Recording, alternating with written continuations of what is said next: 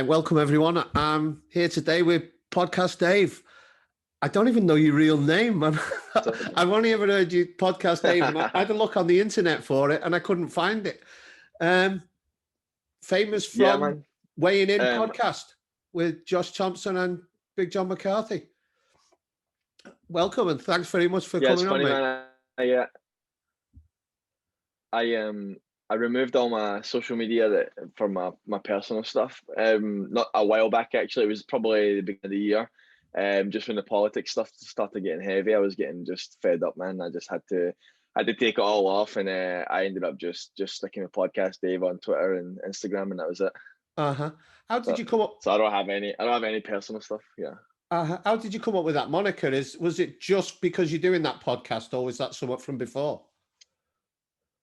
It really came from yeah. I mean, I think we did it right before the Weighing In podcast, but on Josh's old podcast, I was using Producer Dave, and it just sounded. I didn't really ever like that, but they're calling me that, so I was just kind of using it, and then and I was like, it sounds kind of like music, like it sounds like I make music or something, and I don't like that. And then producer Dave wasn't available on Instagram as a handle, but podcast Dave was, and so John and I were like just messing with like different names, and I was like, I'm gonna use podcast Dave, and he's like that's good, I like that. So that was really it, man. Yeah, it's a better ring to it than producer Dave. That's for sure. It sounds much better. Yep. How did you get into podcasting? Was that something? Did you study for that, or doing all the stuff? Because I'm just trying to learn everything now, and it's not always that easy. Yeah. I went to college for graphic design in Glasgow, actually, and then I didn't really do much with it afterwards. I was in sales for a long time, and then when I moved to the US, I met this guy on set of like a short film we did, and he was like, oh yeah, I'm really big into MMA, blah blah blah, and so we kept in touch, and I wasn't into MMA at all at the time, and then he hit me up one day, like he saw some of the editing I was doing for other things, and he was like, do you want to help me like launch my own MMA like interview channel? And I was like, yeah, I guess so. I can do the editing and all that, and then so I started helping him doing some editing for his MMA interview channel, and then I met Josh. I met Josh one day just when we were doing that, and I was talking to Josh for a bit, and then Josh started kind of watching what I was doing, so he was like, "Hey, do you want to help me launch my podcast?" And that was really it, man. Okay. And so I don't know if you ever watched anything before Weighing In, but Josh used to do like this older podcast back in the day, and so that's what I was helping him do. No, I really started watching Weighing In for what I started watching that. Like I used to watch Ariel, and then what's his name now? Luke Thomas a lot, and then I started watching Weighing In, which now the two that I really watch are Weighing In and that Morning Combat are the two that I really watch at the minute. I've lost interest with the other one, like, so I really like what you're doing. So it's kind of cool to hit you up and then you come on. Do you do the graphics for the show as well? So all the animation, and the only thing I didn't do was the new logo. The new logo, and the cartoon of Big John and Josh on the intro. One of our fans actually hit us up, and he asked to do it. He's from England actually.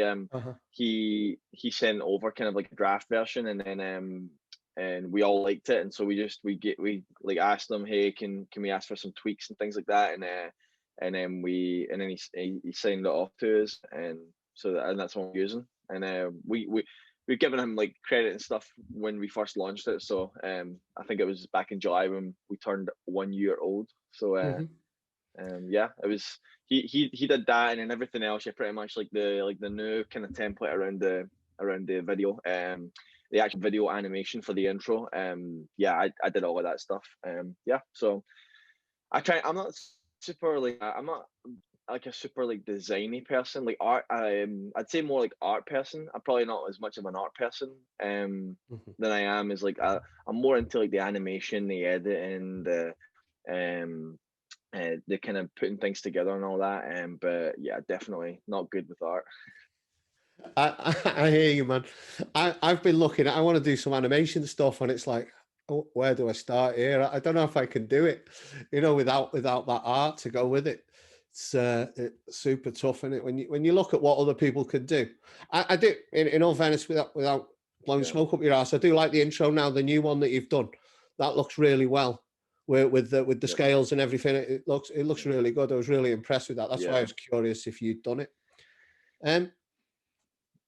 Yeah. You're originally from Glasgow. How did you make I was going to say, when it comes to the original... Go on, sorry. Oh, sorry. No, go on. Oh, no, I was just going to say that with the original intro, the kind of black and white one and all that. So that, and this is very typical, like, Josh fashion, to be honest. So whenever Josh he wants to change something or doesn't like something, it's like it has to be done in that moment. Like, Josh wants it today. So when we changed from the old podcast we used to do that was on the same channel, before we rebranded it as Weighing In, the old podcast, we literally changed our mind in a day, that we were going to switch over to do the podcast with John. And so Josh is like, I need logos, I need graphics now. And I was like, all right, I'm literally just going to throw something together. And I mean, that's how the original intro came together. Is like, I need some that promotes them on this intro, and I need I'm just going to do a basic graphic until further notice. So it's just to give you some like a backstory. Got you. So how long have you known Josh for then? Because it seems like you've got quite a good relationship. I thought you trained with him or something. I actually didn't train with him. I met Josh. So when I was doing the interviews, so when I was doing this other thing where I was like filming interviews and editing these interviews for this other, we were doing all these local shows, and so we get media credentials for these local shows, and we go film them, and then I would go home and edit all the footage and all that, and then I was at World Series of Fighting where John Fitch fought Paul Harris, and I met Josh at that one, and we're just kind of chopping it up and all that, and then I asked him, hey, can we come to your gym and film an interview? And so we did that like a week later, and then we ended up doing like just crossing paths a few more times, and I think the guy that I was doing clips for, like interview clips for, he said to Josh, hey, would you be interested in doing some type of podcast? Josh is like, well, who's going to be doing all that for you? And he's like, Dave's going to do it all. And then so Josh Josh took my number, and Josh was like, hey, I'm actually starting my own thing, and there's a good opportunity there, blah blah blah, do you want to help me? And so that was all within probably the span of a year, and then so Josh and I started doing this other podcast, and then it became Weighing In. Yeah. Okay, cool. But the thing with Josh, man, is like Josh is just such a like easy guy to get along with. He's hard to like.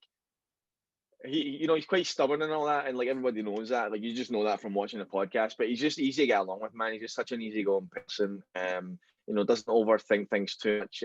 Just kind of rolls with the punches. No pun intended. Yeah, man, he's just easy guy to get along with, man. Good, and it's always good times, even though we have the banner. Yeah, because it's kicking ass now, isn't it? That podcast, you're doing really well. You're getting really good numbers.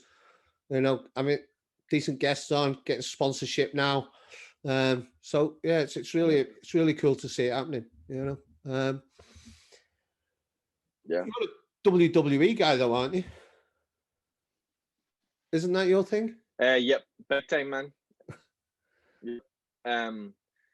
So and the crazy thing with that, man, is like when this guy approached me about doing the MMA thing, like I honestly saw the MMA interviews right at the beginning as a catapult into meeting WWE guys, like because there's been some crossover. I thought maybe I'll meet some like developmental WWE guys who I can then follow into doing wrestling, like these wrestling interviews and maybe a podcast. I wasn't really thinking about a podcast. I was thinking more like the guy that does the backstage interviews with WWE guys. Like, I was thinking more that type of thing.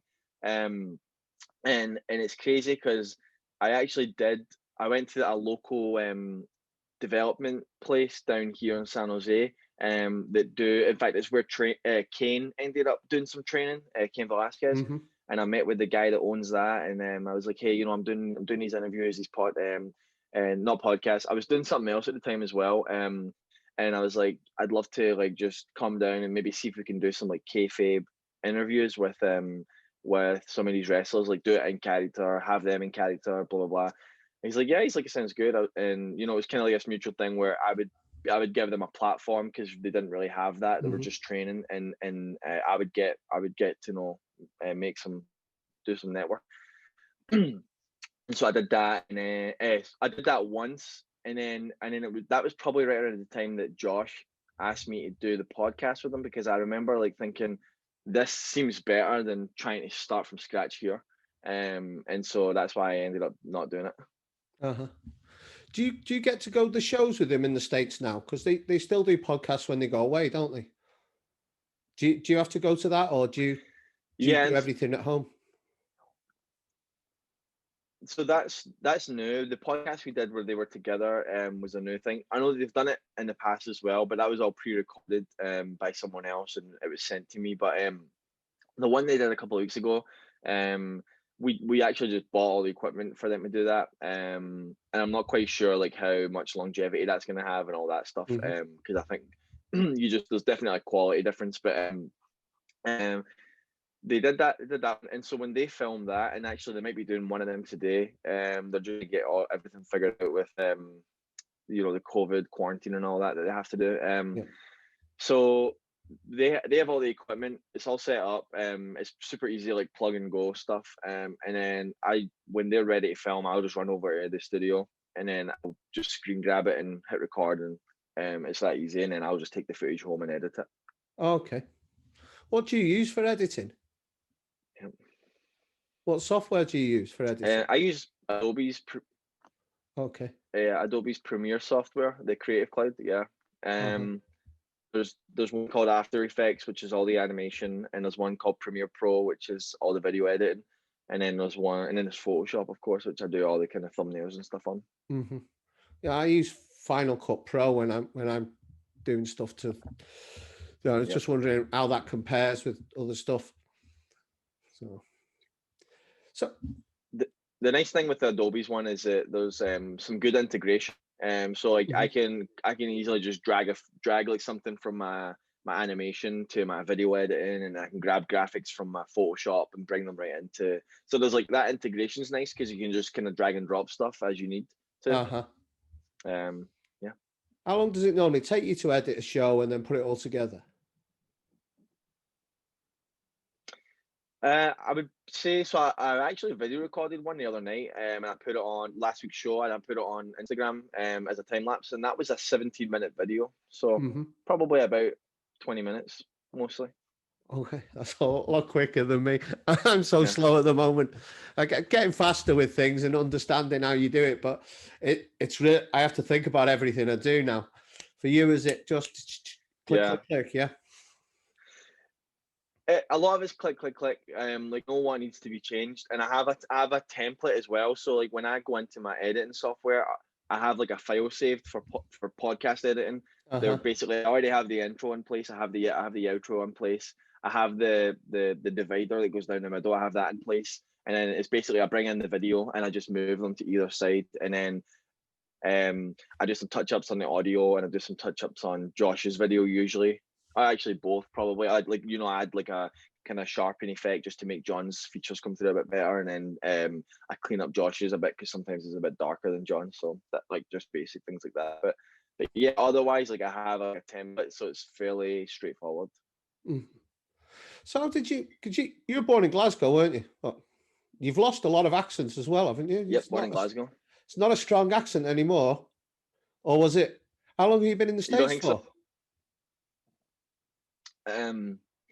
I've been here since 2011, so it will be 10 years next year. So, did you never have a strong accent, or because there's a lot of times I used to work with Glaswegians. No, I definitely did. Pardon? I said I definitely did. And I'm actually surprised. Some people do tell me I've lost some accent for sure, and I actually it's funny because I kind of know where I've lost my accent, but I don't really think about it anymore. Because there's words that you need to change.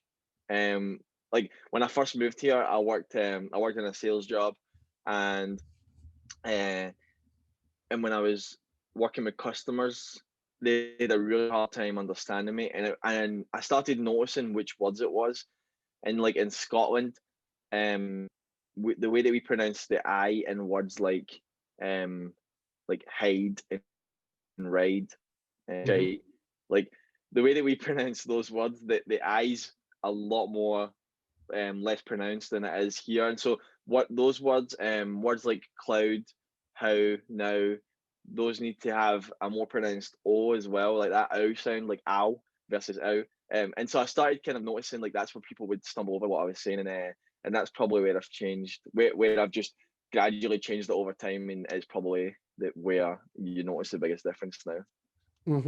Yeah, because I've worked with people from Glasgow in the past, and you're like, again, when it's really and they're talking full speed, it's a really difficult accent to pick up. Yeah. I'm better now, but even my accent when I go outside of the UK, people really struggle with it. You know, because I've got quite a north of England accent, and a lot of people, especially Americans, they really struggle with my accent. Yep. So it's that Dad and Till accent, isn't it? Sorry. I said it's the Dad and Till accent. You're very close to that Dad and Till kind of Liverpool. Is it Liverpool accent he has? Yeah, there is a bit of a Scouse twang to my accent. I've got a bit of everything in there. So I lived a time in Manchester. I spent a lot of time in Liverpool, and I was brought up in North Wales. So my accent's a bit weird. So I actually lived in Leeds for a couple of years. When I was like 19 and 20. So I'm very familiar with the accent. What were you doing in Leeds? Were you working then or studying? I was working, but my girlfriend from Glasgow actually moved to Leeds for uni at the time, and then so I moved down. But I only stayed there for a couple of years. But yeah, I lived down and had that Yorkshire accent. For a couple of years, it was quite hard. I mean, you think the Glasgow accent's hard? Go try and live in Leeds for a couple of years. I see. When I lived in the UK, I used to travel all over the country with work, because we had depots all over the place. Like we had a few, about 3 or 4 in Scotland. So one in Steps in Glasgow, one just across the Forth Road Bridge, one in Campbelltown, Strathclyde. So I used to get up and round there quite a bit. That's a horrible journey up to Campbelltown. It's like, where do you live now? Good question.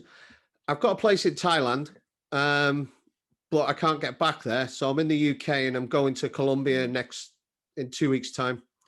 So I'm going to have a couple of months in Colombia. So yeah, it's wicked over there. What are you doing there? I teach, so I just teach online. Because I can't get into China to go back to work. I have to teach online at the moment. So, and just do podcasts as a bit of a hobby. I like chatting to people. Yeah. It's quite nice. How did you? What took you from Glasgow to the US then?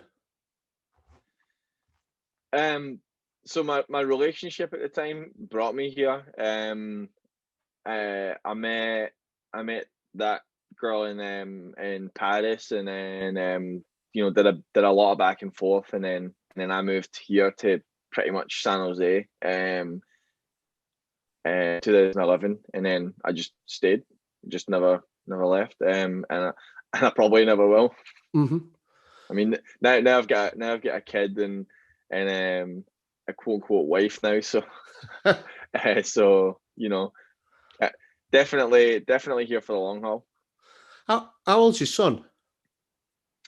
He turns 2 next month. In fact, we all age next month.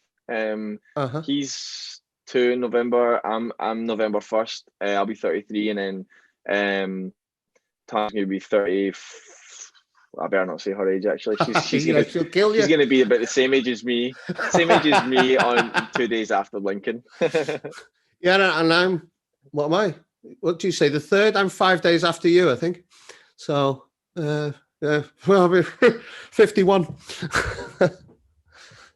What you're the fifth? You said. Oh, I'm on the 8th of November. Oh, you're the 8th of November. Oh well, there you go. We're all November babies. My mum's in November as well. Uh-huh. So yeah, it's funny.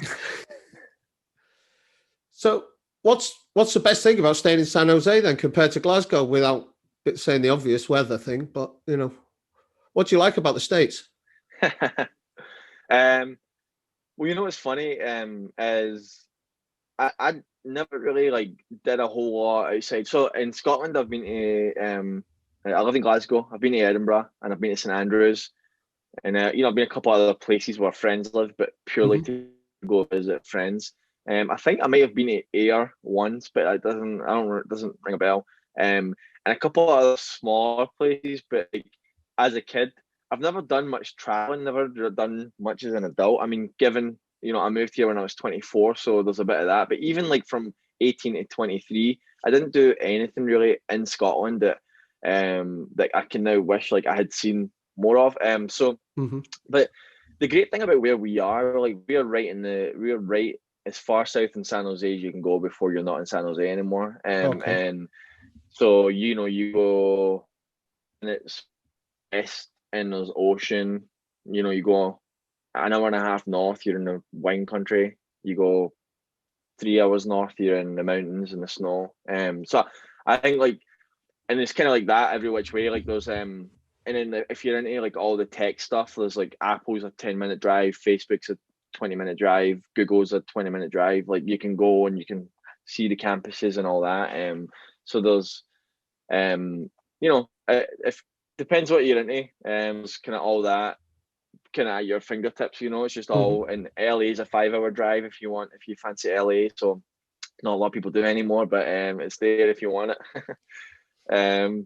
So yeah, I would say there's that, and the good thing is that the weather changes with it. So in Scotland, you don't really get like you can go to the beach, you can go to the mountains, but the weather's shite everywhere. So yeah, when it's nice, Scotland's beautiful. It is a gorgeous place. The same in North Wales, where I'm from. It's on a nice day, it's one of the most beautiful places I've been. But I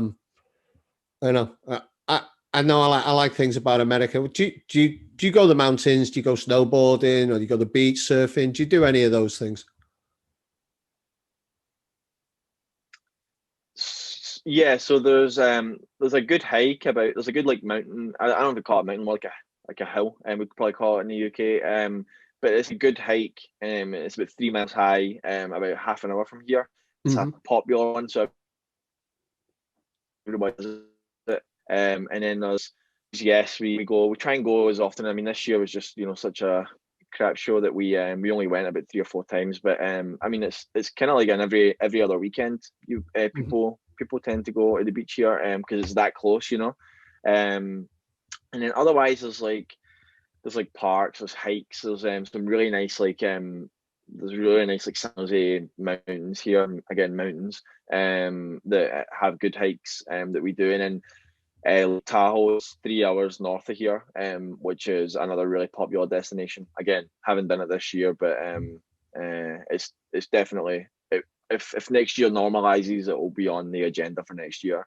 But I'm actually going to upstate New York for the middle of November. We leave, and we're going until the end of the year and work from home. So I'll be working from home, and then I have a guy that's going to film the podcast and then just send me all the footage. But yeah, this year was just being as rough as it was. I lost my grandma as well this year. So just we're going to New York with the hopes that if the country opens up a little bit towards the end of the year, maybe my mum might be able to come over and spend Christmas with us, so she doesn't have to travel all the way over the entire country.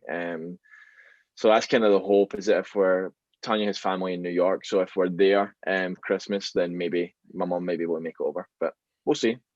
How often does she come over? Or how often do you go there, or she come over? Yep. Probably usually like once a year. she came over last year for Lincoln's first birthday, Mm-hmm. but we were there last year as well. We went last June, and we didn't stay in Scotland. We dropped my son off with my mum for a week, and then we went to Spain and Italy and all that. Because Tanya's never seen Europe before, so we did that with a couple of friends, and then but yeah, like I would say usually once a year I get back over. Mm-hmm. Uh, but obviously again this year not been able to. So Yeah, it's been a nightmare. I'm back in the UK again, and I try not to be. What was I going to say? Oh, I've lost it. So, what do you miss about Scotland? Anything or not? um, Apart from family, which is the sort of obvious one. yeah, yep. I would probably say food more than anything. I definitely miss like I think there's things that like I would say like the Indian food because it's just Mm-hmm. not the same. I'd say like the takeaways. Like the it's like a good doner kebab with or a good chicken doner kebab with chips and cheese or something like that. Like I miss a deep fried pizza. I miss deep fried haggis. I miss deep fried Mars bar. Yeah, I miss all these things that you just don't get. I even miss I miss pot noodles because there's not a comparison here. There's like you get like cup noodles and things like that, but it's just not like that's a good pot noodle. But like I would always have pot noodles in the cupboard, and those afternoons where you cannot be bothered making anything else. Like, I'll just throw some hot water in a pot noodle, and it tastes amazing. But you just don't get the equivalent here. Chicken and Yeah, mushroom. definitely food. Chicken and mushroom or curry. It was only ever chicken and mushroom Yep. for me. Like, they have pot cups in Thailand, but they don't taste the same. It's just like It's not, no. man. Yeah. So I always like to come Uh, back and have a do you chippy. miss? I like to come and have fish and chips. Like Yeah, yeah. where I live in Thailand, there are Indian restaurants, so it's not so bad. You can get decent Indian food. You can get everything else like that, but a decent fish and chips is really difficult to get anywhere else. Just never the same chips. They're more like French fries, Yeah. aren't they? And you're Never just same. like, no, it's just not as good. Hmm. Yeah.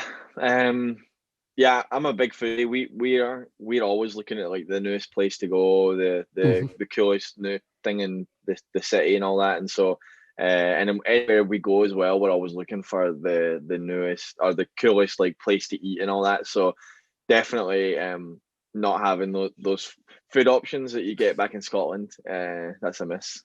So it's like where you're at now. Is everywhere open or everywhere closed, restaurants wise? It's pretty shut down still. Hmm. California and New York are the two, I think, two of the worst in the country right now for being shut down.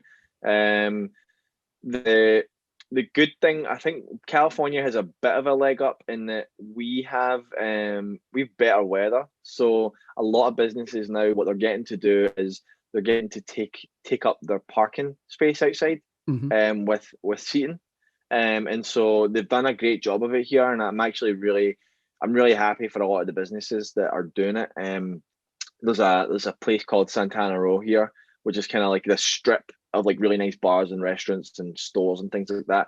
And they've closed down just the roads, and so now it's outdoor seating for food and all that, which I'm really glad they got to do that because it's just been so tragic, man, to watch some of these businesses like just like close down. Like places that we love just dying a cold death, man. It's just ridiculous. So a lot of the good thing with us is we're getting a lot of these big places are getting to take up outdoor space for seating. So we've started being able to go back to places that we like. But it's still fairly shut down. Hmm. I think the Tanya just started going back to her gym for yoga. And it's like I don't know, 10 people are allowed in the class where previously it was 30 plus people. So Hmm. just things like that. And I get it, I understand it, but you know, I think if you're going to go to a yoga class, you probably don't have a lot of concern about your health when it comes to the coronavirus. And that's where my frustration lies is that if people want to go, man, it's like we have a First Amendment for in the Constitution for a reason.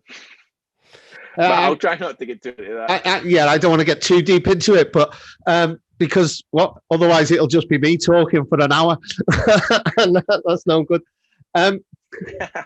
Or maybe longer. You'd probably turn off and you'd be going doing something else, and I'd still be going on with myself.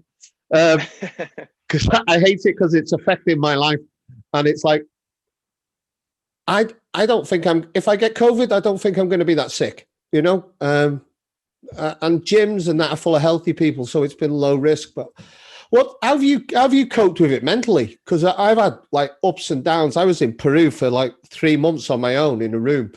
How's it been for you mentally over this time? I've got concerns about people's mental health with it, and just how different people have coped with this period of time.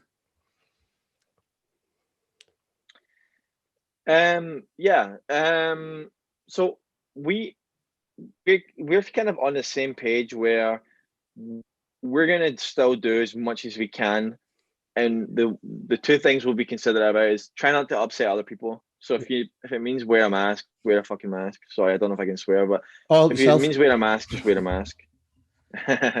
And then the other thing is just kind of overall, I would say just being like somewhat respectful, right? But like, I remember this thing kind of first kicked off. I think it was even before masks were mandated. I was at the Safeway, which is the grocery store, and I was getting into the fridge for some milk, right? But I was standing, like everybody was kind of practicing their social distancing, and it was right around the start of that as well. And this woman was like head deep in the fridge, just like taking her time. So I go and I pull the door from her back, and I like lean over, grab my milk, and her husband like gets upset, man. He's like, oh, you need to practice your social distancing. And I was like, all right, mate. Like she's taking forever. I just need to get my milk and get out of here. And then he called me an asshole, and then so I called him an asshole back, and so it was like this confrontation where I'll walk away from it, and I'm like this guy like really that upset. It's like, dude, if you're really that worried, like just maybe don't go out until you know more about what's going on.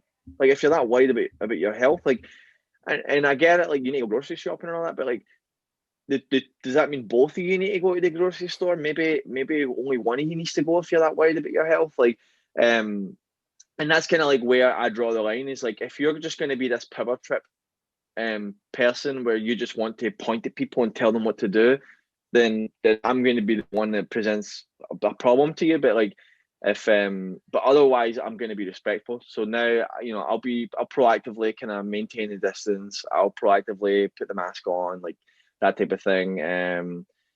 But yeah. But you said like, how are we coping with it? So we still go on hikes. We've went to the beach a couple of times, like I said. Our company's work from home now, which has been fine. But I would say probably been fine. One of the things for me, man, is like I'm just so busy between work and the podcast, and then having a 2-year-old. Like I just don't even think I've had time to think about the fact that COVID is a thing. Other than obviously we're sitting outside whenever we go out to eat, and we got to wear a mask occasionally. But like we both of us, man, have just been so busy. Like I just like the time to sit around and think about it's just not been there. Cool. That's the best way, really, is just carry on. And what's your full-time job?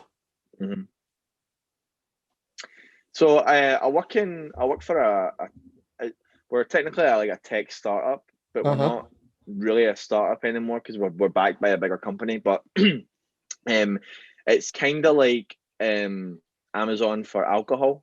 Okay. Pretty much is how I'd put it, just to keep it simple for you. But so in the US, the way alcohol has like a lot of rules and regulations around it, that stem from prohibition, which I don't know if you know much about that, but and so alcohol has like this 3-tier system where it has to be sold. It can't be sold from like the guy that makes the whiskey to like the grocery store. It has to be sold to a middleman, and that's kind of what we are. And that's just so that the government can follow it and make sure that it's compliant and make sure that it's not going through all these gangsters and all that. So we're the middleman, but we're not the traditional middleman. We're the tech friendly version of the middleman. So it's all online. It's like we don't own. We kind of outsource like warehouses. We outsource trucks. We outsource just a lot of compliance marketing and all that. So so it's a great gig, man. It's been really fun. Like I've never been in the alcohol industry before, but we both work for this company, and they pay great. They take good care of us. Like right now, I get to sit and talk to you. Although I'm not going to tag any of my co-workers when I post this, the time that we did this. But I get to sit. We're flexible enough that I get to sit and talk to you right now, without having to, deal with headache coming out of there. So all around, man, it's a gig. But what's also great is we get a lot of free booze. So you could say that's helped us get through COVID as well. So what's your go-to drink? Iron brew. Yeah. Iron brew. You don't even get Iron brew here. Can you? There's a Scottish festival that happens once a year. No, you don't get it. So there's a Scottish festival that happens once a year here. Probably about half an hour from here. And so you go, and of course, as everybody's wearing kilts, and everybody thinks that our great grandparent came from Scotland, and everybody's like, whenever they hear the accent, they're like, "Oh yeah, I'm from Glasgow as well," and you're like, "Oh, cool. When did you move here?" "Oh no, my great," and you're like, "Ah, okay, whatever." But they sell Iron Brew, so when I try and go that, and then I try and stock up an Iron Brew when I go there. But this year, of course, it never happened. It's funny. It makes me laugh how Americans are so attached to like somewhere far distant in the past was from there. Like it's like, but where's the accent from? It doesn't sound like you're from Glasgow to me, mate. Yep. Who do you support? I know.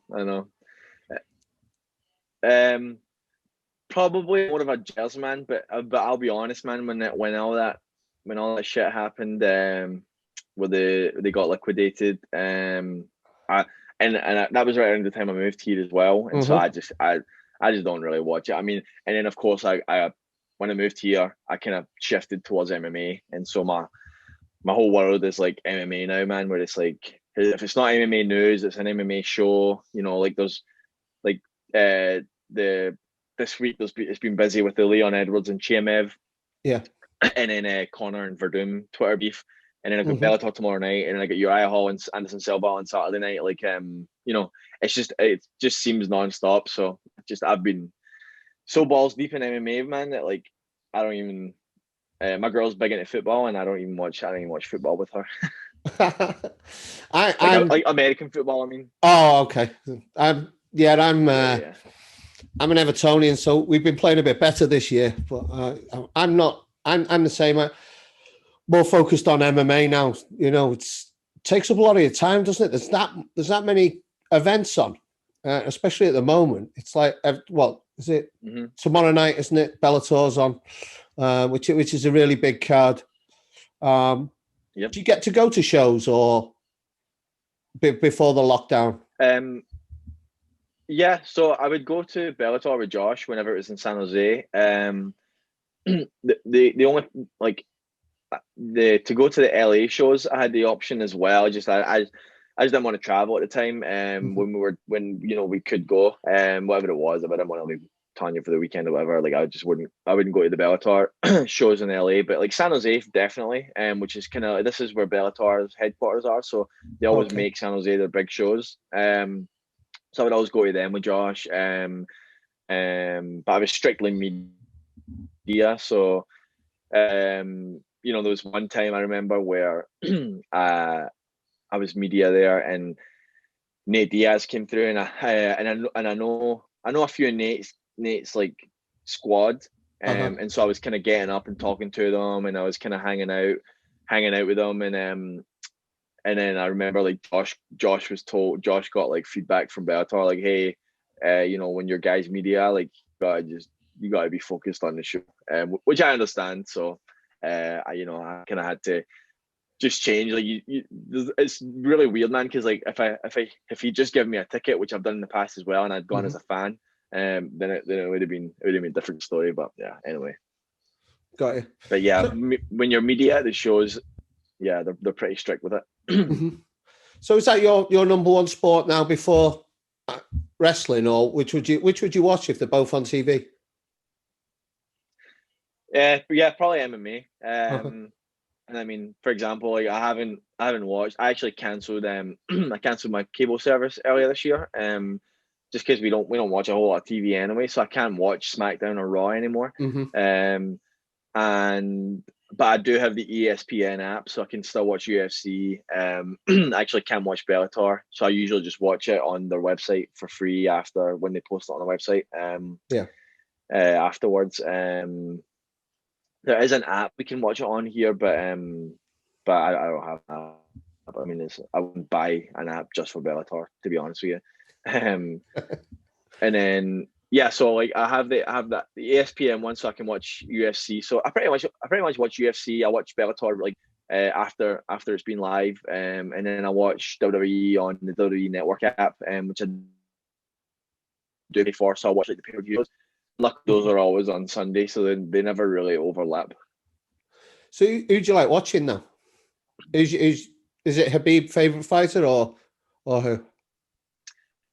No, I love watching Kobe fight. He's probably one of my favorites. I love maybe like I don't know if it's like it's kind of like that Conor McGregor way, right? Where he talks a big game, but he has a pretty good record as well. And like even when it comes to like the Usman fight, like Kobe did a freaking great job, holding it up there until his jaw broke and he got TKO. But like and then who did he fight last? Where was it Robbie Lawler? No, he fought Tyron Woodley. Was his last fight? Tyron Woodley, right? Where people were counting him out left and right, man. And it's like I remember like people were DMing me on Instagram like, "Oh, no way, your boy's getting through Woodley this weekend," blah blah blah. And I'm like, dude, he freaking crushed Woodley. Like, how can we not like respect this guy and still freaking shit talked his whole way up until that fight. And that's where I think he excels above McGregor, because McGregor, yes, does talk a big game, but like McGregor couldn't beat the Nate Diaz. McGregor, and I mean he did, right, but it was questionable. McGregor couldn't beat your Khabib, right?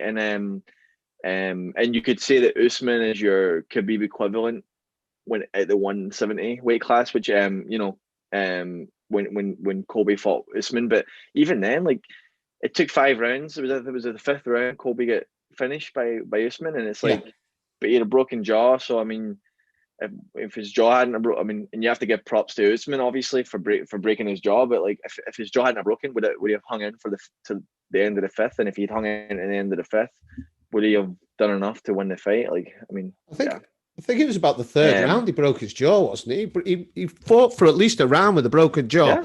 Yeah, it was so totally. Fair play. He's super tough. What I like about him is one, it's obviously an act, but people hate him so much for it. Like, and it's like, it's an act, don't you? I know. It always makes me laugh. Like I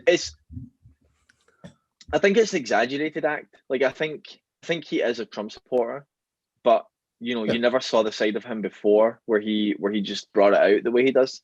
And so to see him exaggerate it the way he does, that part's definitely an act. But I think in today's climate, like it's a little admirable as well, because it's like you divide your audience at that point, right? Like I think there's definitely, like this year The Rock came out and endorsed Joe Biden, right? And it's the first time The Rock's ever came out and endorsed the president that since he's been a big deal, at least, and maybe ever, but since he's been a big deal at least, so maybe in the last decade or so, and you got to think like, you divide as soon as you do that, you divide your audience, and I I'm not like a Trump supporter by any means, but I don't like Biden more than I don't like Trump. And so for The Rock to come out and endorse him, and then I didn't mind it at first, but then there was a continuation of all these videos he was doing. I had to unfollow The Rock, and then I read a report that like The Rock lost millions of followers as soon as he endorsed Biden. I was like, I mean, it doesn't surprise me because, like, as soon as you get involved in something that's not related to what you're doing, you're definitely going to divide your audience. And politics right now is a big one. And because politics is just such a big topic right now, I mean, think 10 years ago, like nobody cared.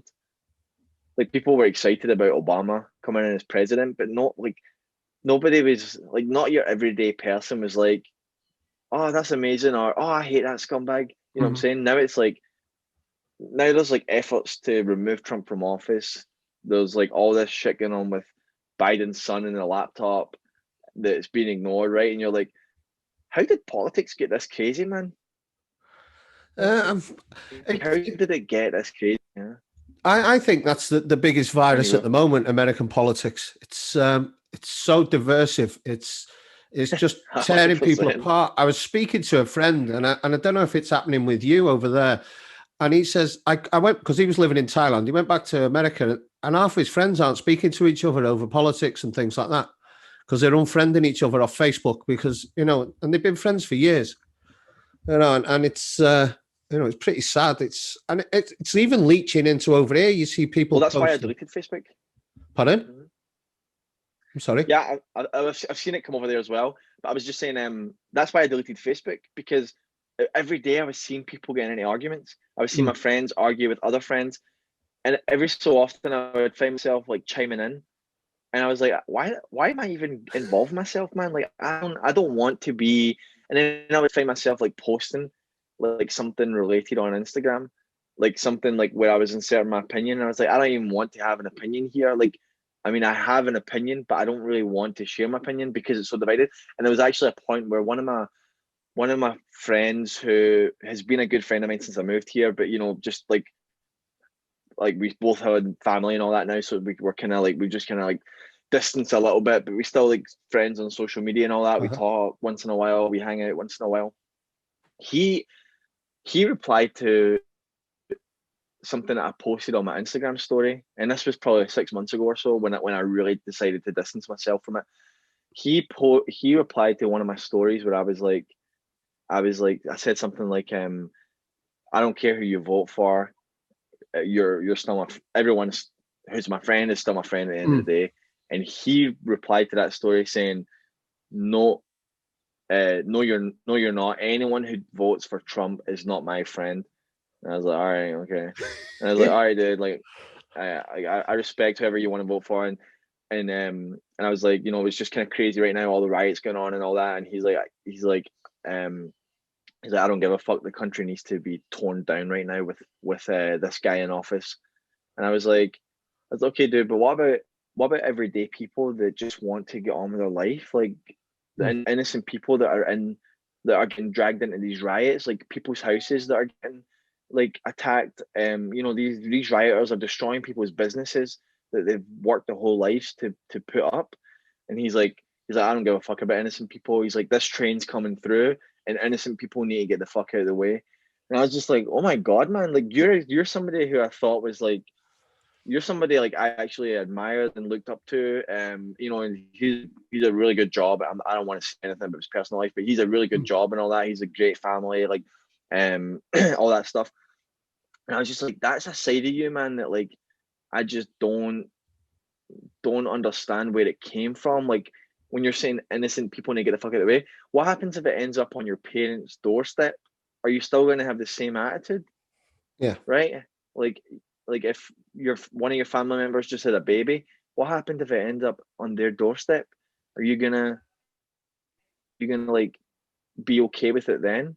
Because that's not okay to say that, man. Like you have kids yourself. Like what happens if it ends up on your doorstep? So it just blows my mind, man, that somebody would come out, somebody who you think is very, very level-headed, could come out and say, fuck innocent people, they need to get out of the way.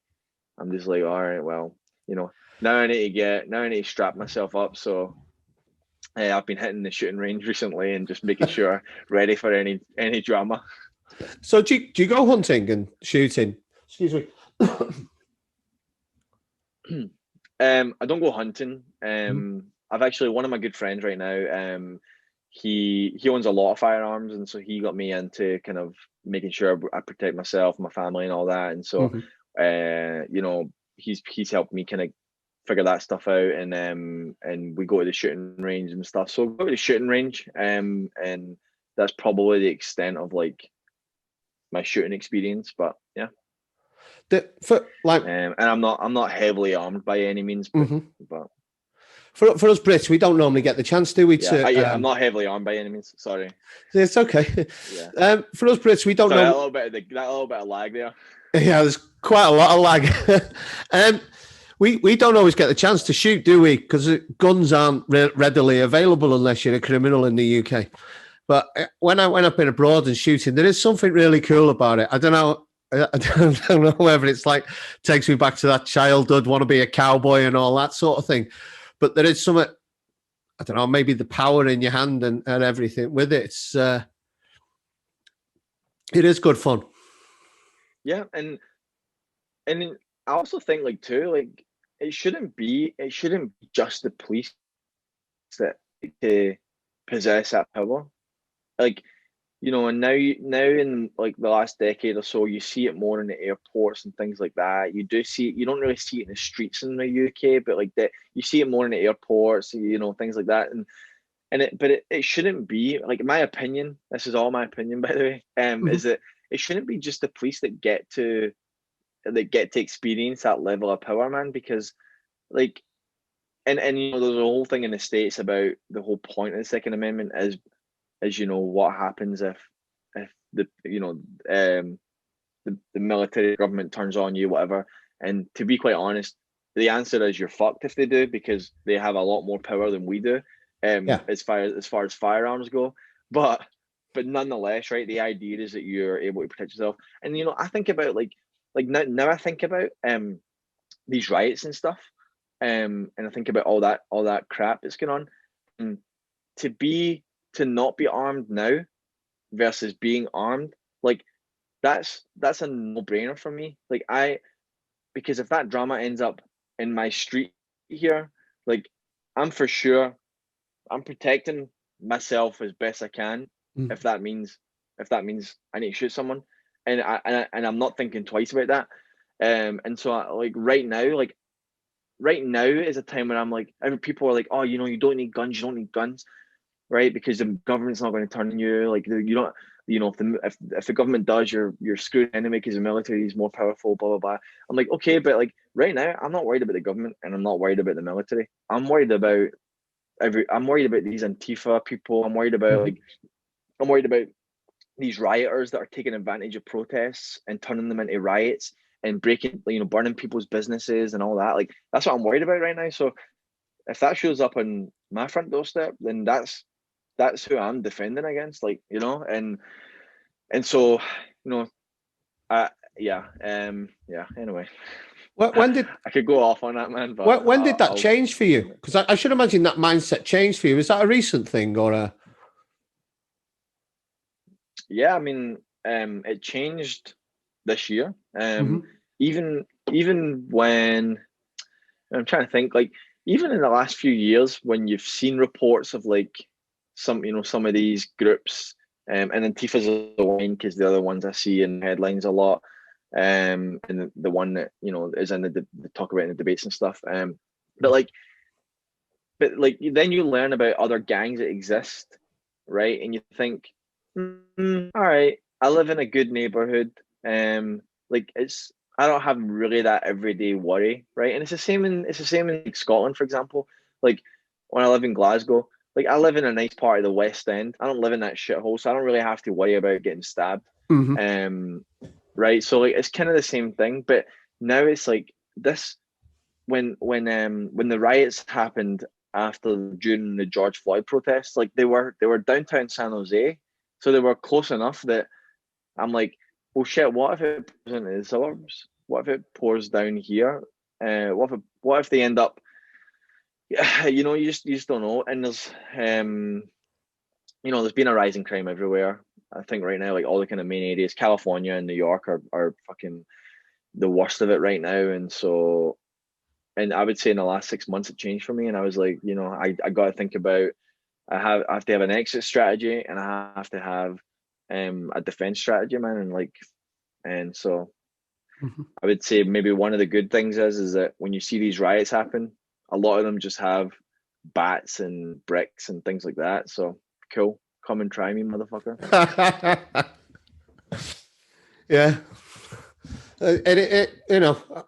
We don't really have it in the UK, so it's not so bad. Thailand's having it at the moment, but it's more peaceful protests. But I pretty much guarantee that's going to turn into blood, because it always does over there, unfortunately.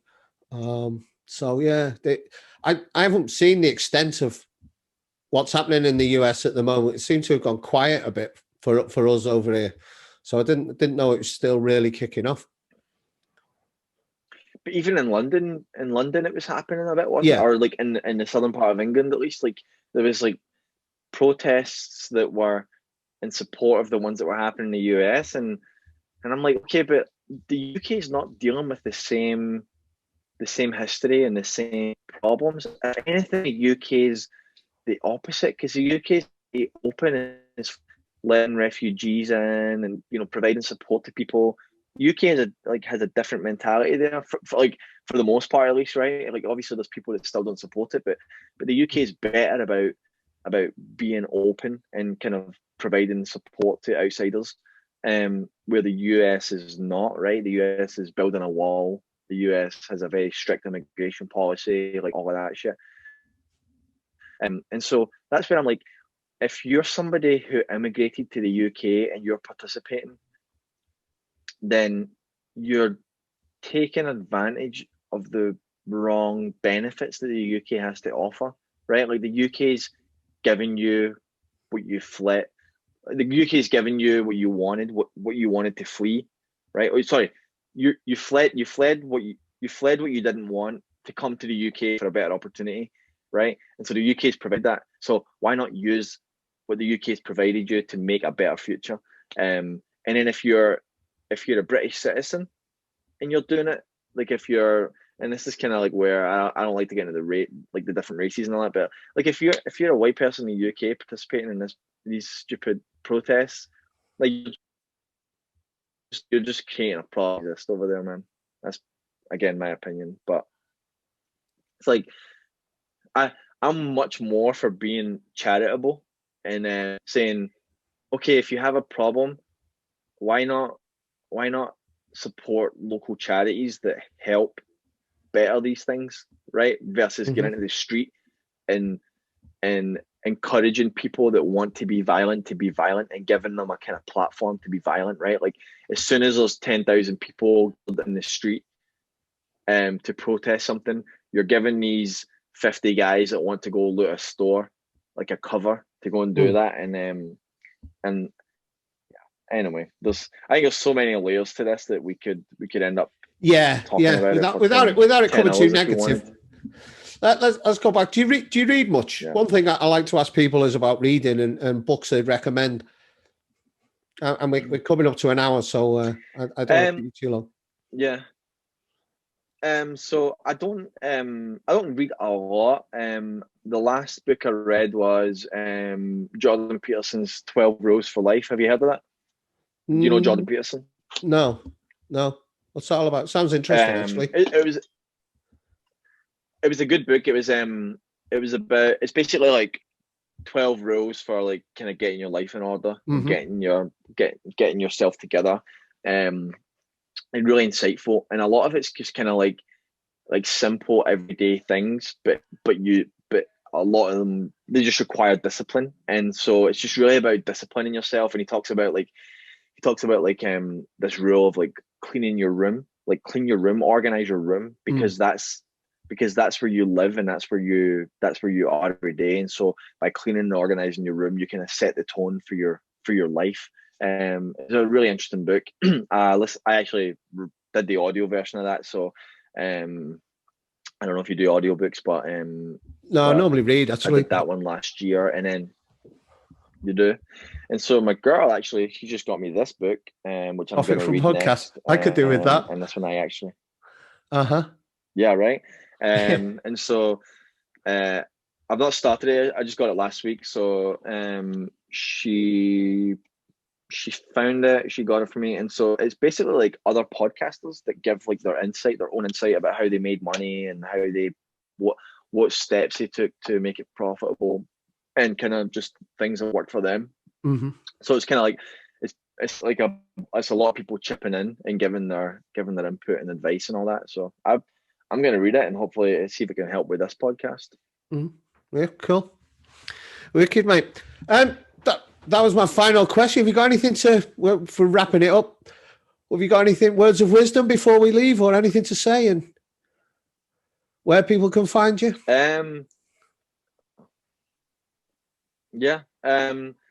So yeah, I don't know about words of wisdom. You know, I think this year's been like a big learning opportunity for I think a lot of people. Like you were saying, like, you know, it's been a stressful year. It's been really like kind of like a mind fuck as far as like trying to adapt to the way that we're living right now.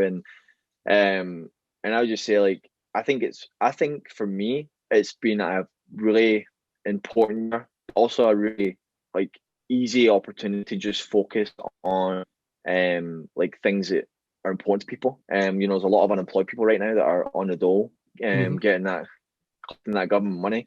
Right, it's a good time to really focus on whatever it is you want to do, and be it podcasting, you know, be it a business you want to get to eventually. Like, now's the time to start putting your efforts into learning whatever it is, right? And I've got a younger brother who's 22 right now, and he wants to, like, he wants to become like a renowned chef, and so he's working in kitchens right now. And I'm telling him, like, good, like, not only work in kitchens, but make sure like you're learning, like, you know, you're reading whatever materials are going to help you get there, and you're you know, watching whatever content is going to help you get there. And like, now I think now's the time to do it, because you're not employed, and you've got a lot of good years ahead of you to really learn it. So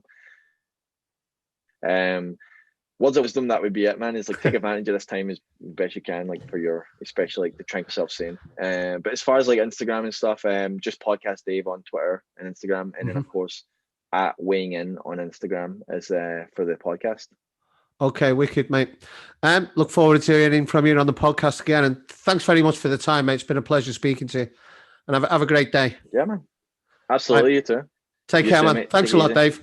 See you later, mate. Bye-bye.